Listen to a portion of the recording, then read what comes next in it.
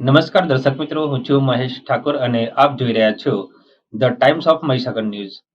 નજર કરીએ આજના મહત્વના રામ મંદિરની પુનઃ પ્રાણ પ્રતિષ્ઠા પ્રસંગે પીપોદરા ગામે યોજાઈ શોભાયાત્રા 22 જાન્યુઆરીના રોજ અયોધ્યામાં મર્યાદા પુરુષોત્તમ શ્રી રામ ભગવાનના મંદિરની પુનઃ પ્રાણ પ્રતિષ્ઠા થવા જઈ રહી છે.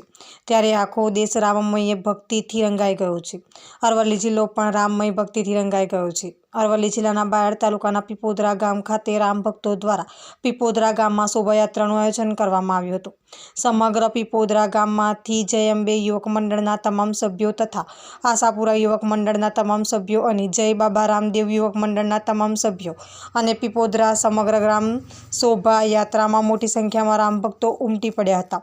ડીજેના તાલે અને ઢોલ નગારા સાથે નીકળેલી શોભાયાત્રા જોગણી માતાના મંદિરથી રામધૂન ગાતા ગાતા ડીજેના તાલે અને જય શ્રી રામના નારા સાથે પીપોદરાની શેરીઓમાં ફેરવવામાં આવી હતી. આ શોભાયાત્રામાં પીપોદરાના સમગ્ર ગ્રામજનો તથા નાના મોટા રામ ભક્તો જોડાયા હતા અને પીપોદરા ગામ જય શ્રી રામના નારાઓથી ગુંજી ઉઠ્યું હતું. આપના વિસ્તારના પડે સમાચાર જોવા માટે અમારી channel The Times of Mahisagar ન્યૂઝને લાઇક, શેર અને સબસ્ક્રાઇબ કરો.